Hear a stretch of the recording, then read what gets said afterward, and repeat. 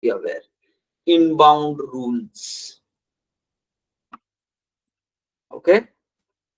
Security group inbound rules allow 8082 to be connected from external places. Okay, fine. We did this. Just go ahead with the save. Okay, saved. Now let's come back here. This is our machine. Go back here. Shoot. Just see. Now responses are coming. Just with that port configuration, observe the backend logs got generated. Whatever, it went through the flow. It went through the flow. Just observe. Okay. Whatever connection pool, starting the connection pool happened, we were able to transaction created in the DB with this transaction reference. And then finally everything went properly. And we returned back saying created status to the invoker. And we see the status here. That means, yes, with that security group, now we are able to connect to this place. We can simply go here and check it out in cloud. Yes, the record is inserted. So we were able to successfully set up RDS. We were able to make processing service point to that RDS for the dev environment. And then we deployed it in the dev environment and we were able to test it also. So a lot of new things, but just imagine this is going to be your regular activities once you're going for the dev environment. So locally, you will do whatever testing. As soon as you start doing testing in the dev environment, this is what will be your work. You make the required changes in your application. Next, point to the right property file of the application-dev. Next, build it with -p dev. Copy this in AWS, restart there, test it there. All cases like that.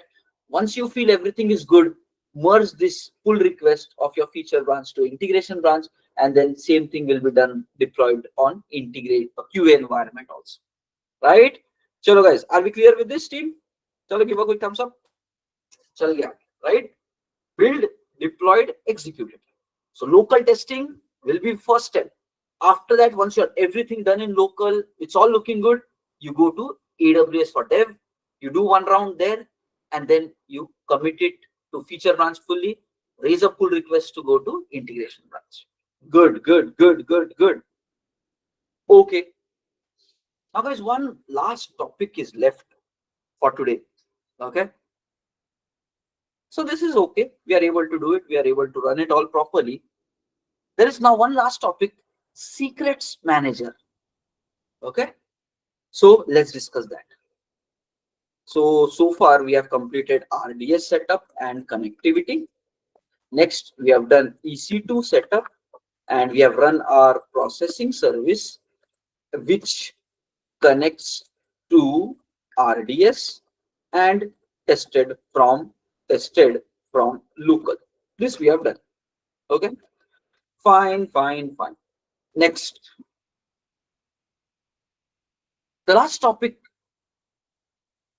required to be known is AWS service secrets manager, guys. Secrets manager. AWS is having a service called a secrets manager. Okay, what basically, guys, again, a lot of new configurations are there. So please keep your attention. All the sensitive data should not be in our property files or in our bit bucket. Very important. All the sensitive information. For example, in this class, whichever information is sensitive, nothing but kind of passwords which will compromise the safety for this project should not be there in the property files. For example, signing key, it's kind of a password. It should not be there in the property file. Next, database password, again, should not be there in the property file. Right now, we see only these two things are that important for this particular service. But anything with time, we should not put it here. Okay, for Stripe provider service, this API key of Stripe is again secured. It should not be there part of your property file. Okay, why it should not be part of property file? Try to imagine this. If it is available in the source code, and guys, this is where it gets really serious. If it is available in the source code, and if some developer itself wants to screw up with the project, okay, if these things are known straightforward in the code itself, developer, if intentionally takes it and tries to really break the system down, that is going to cause a lot of damage.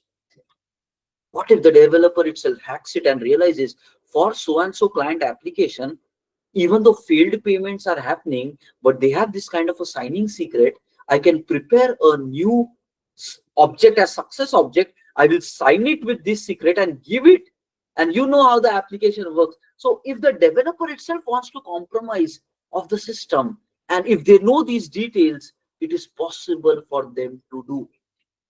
External threat is external. They will not be knowing these, but internal threat also is a concern for the project. So guys, one thing realize, okay, guys, we need to build a system. We need, as technical developers, as professionals of the IT industry, we need to build the system that even if you want to break it, then you should not be able to break. Doesn't matter. Even if I am a manager leading 40-member team, even if I want to break the system, I should not be able to break. That is a responsibility of every working professional to build that kind of system. Whether knowingly or unknowingly, it cannot happen. Things cannot fail. And that's what we need to always make sure, guys. Okay. So what really boils down to then? We need that. Sensitive information should not be there in property file, because developers might know this and which will have problems. So we don't want that to happen. So where do you keep sensitive information? For that, this AWS Secrets Manager service is available. Okay, let's go here. In AWS itself, this is a RDS DB. We can look for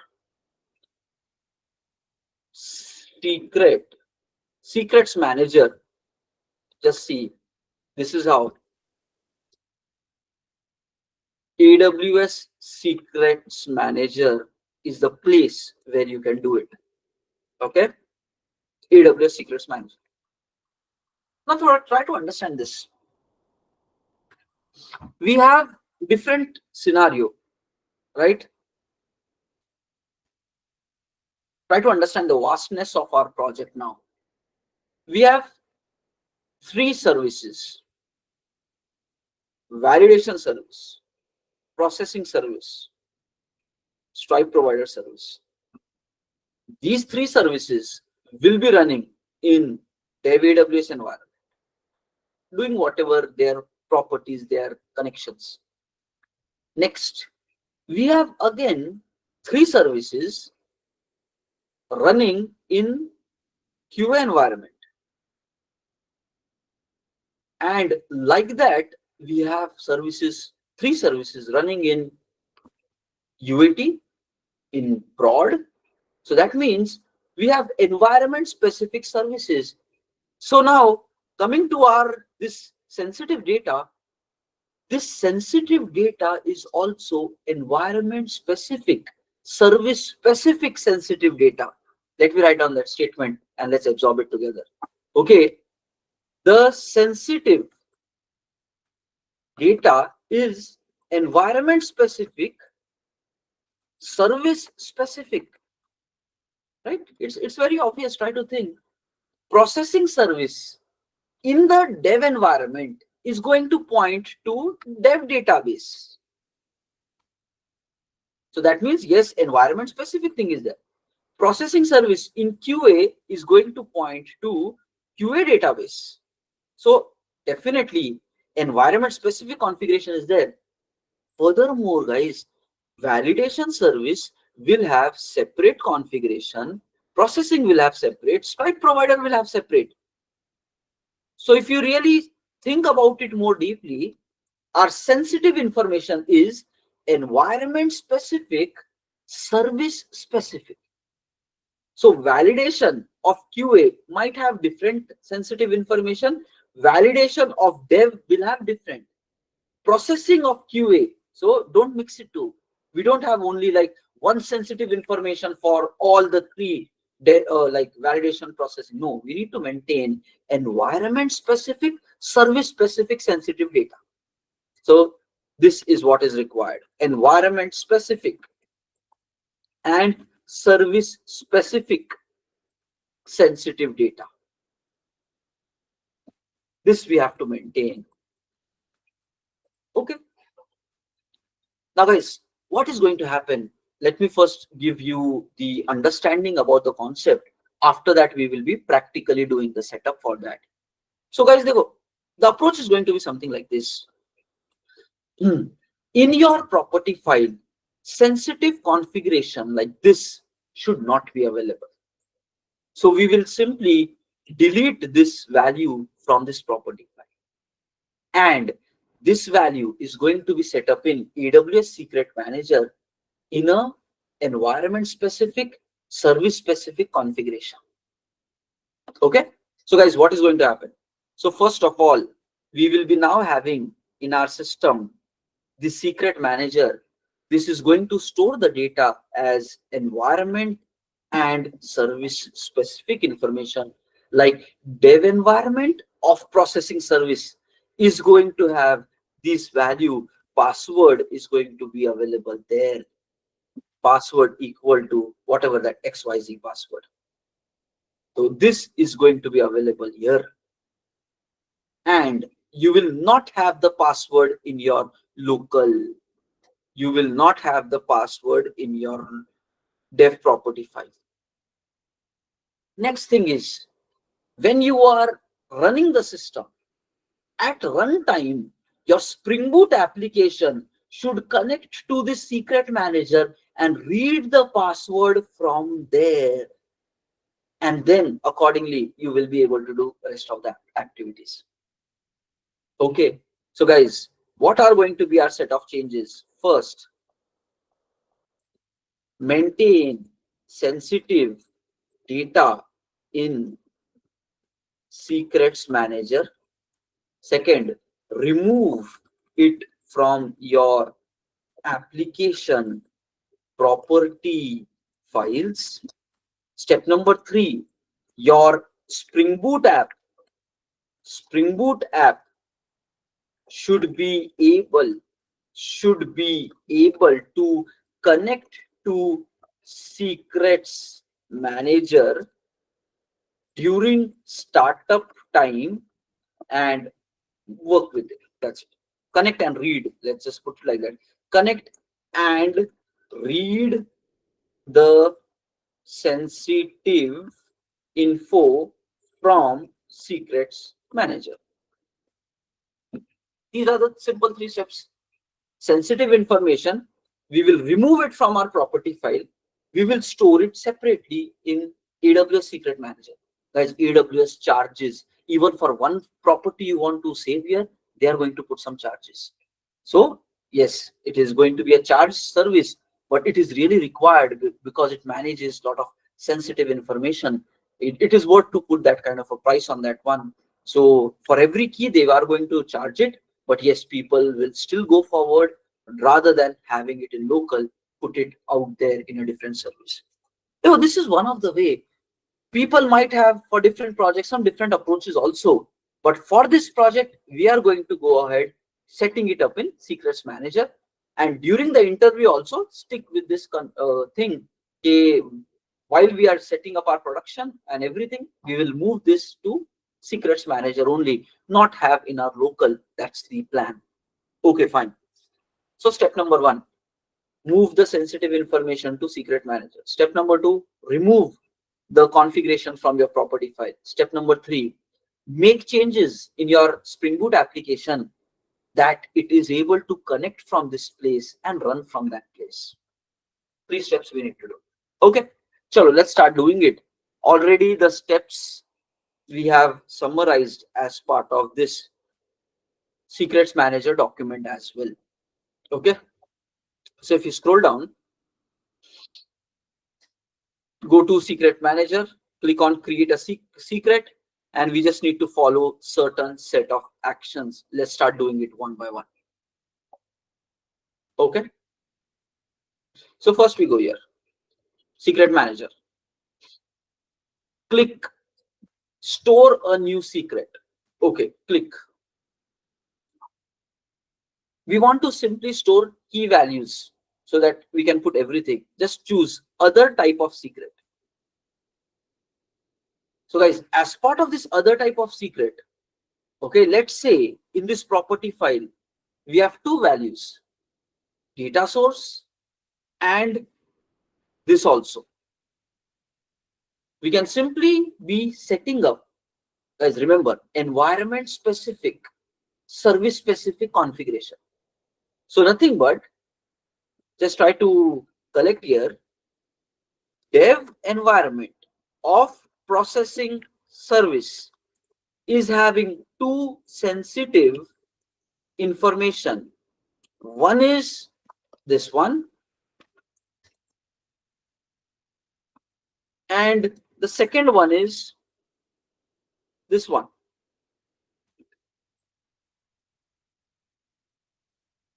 This one. Okay, the full thing which is available. So that means while creating the secret manager, we need to somehow create a configuration which says dev environment of processing service. How do we say that? Is by simply using some naming like this. We will be setting up a secret saying dev environment of payment processing service. Yes. So this is going to tell us the information together. After that, in this one, we will be setting up this kind of secrets. Okay. So what is our secret? Two things, guys.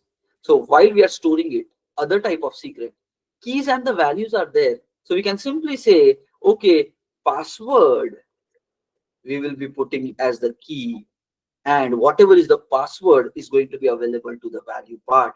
So let's go here.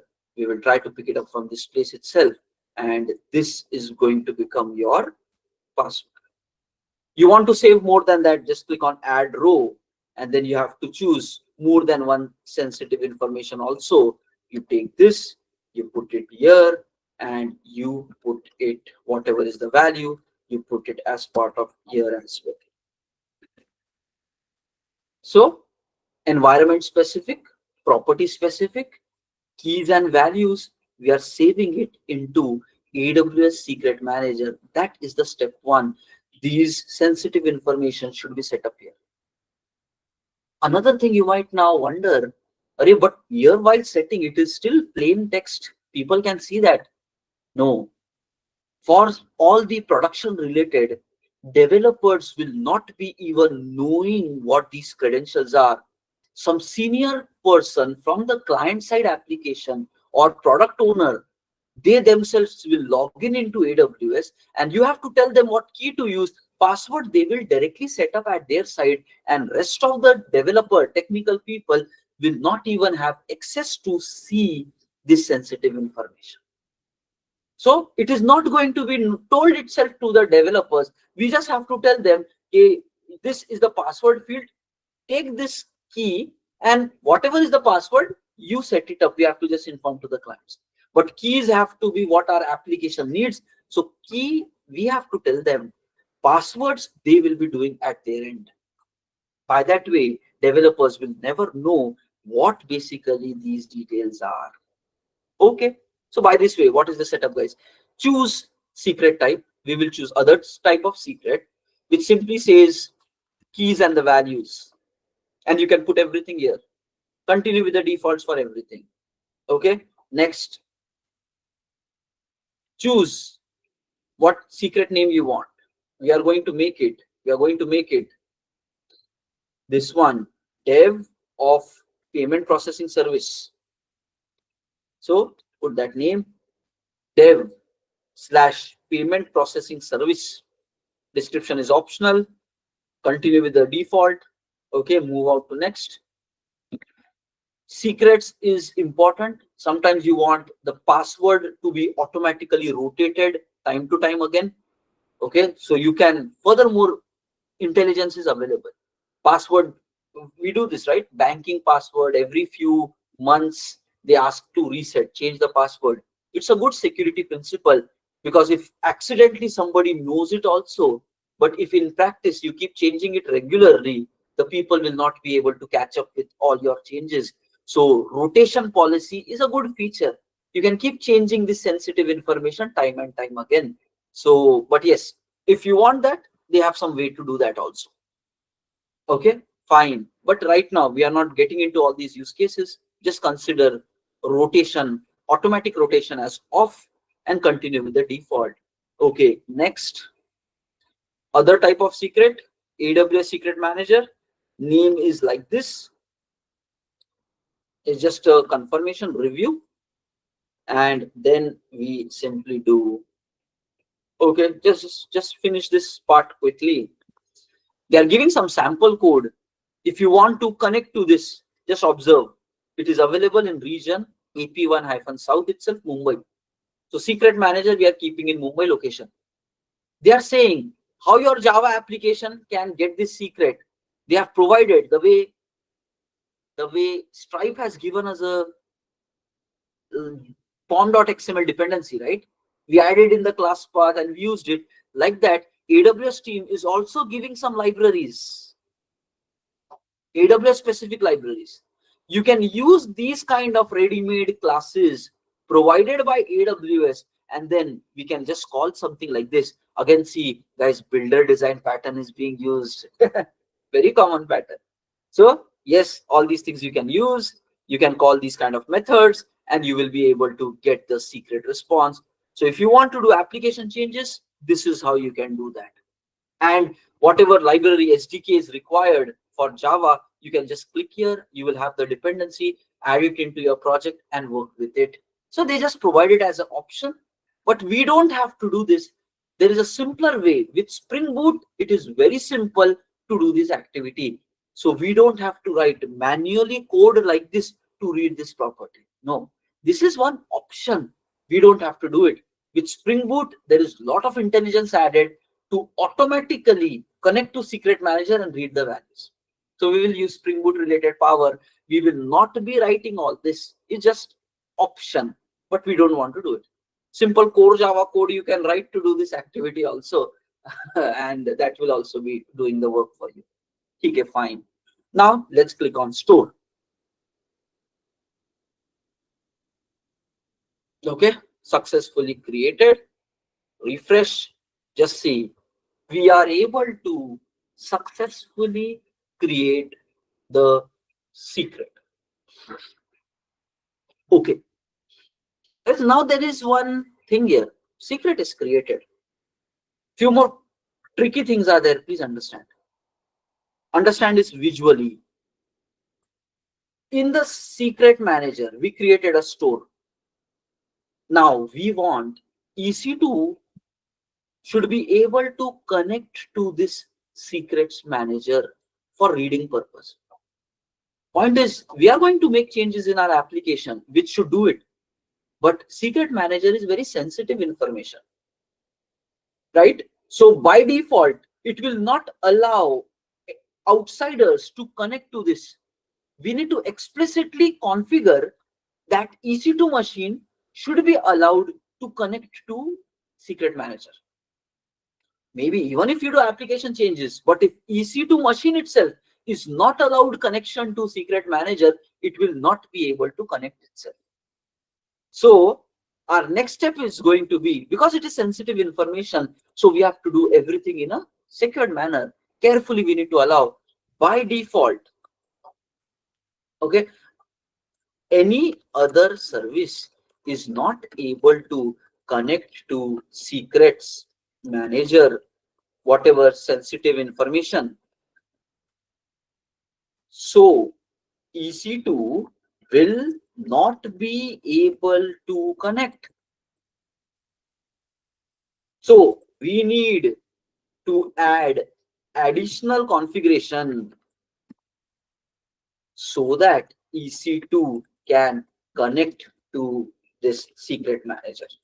Additional configuration will be required because it is sensitive, so more restrictions are there in the system. That's what you need to understand. Okay, can we do one testing? There is this command like this, guys. Let's say once you have done the saving, there is a command like this kind of a command. We can run it from EC2 machine. What is this command? Secret manager dot get secret value and then secret ID. These are all syntaxes. These are all syntaxes. AWS space, secret manager space, get secret values, space, hyphen, secret ID. These are all syntaxes. Next, you specify what is the name of your secret store which you have created.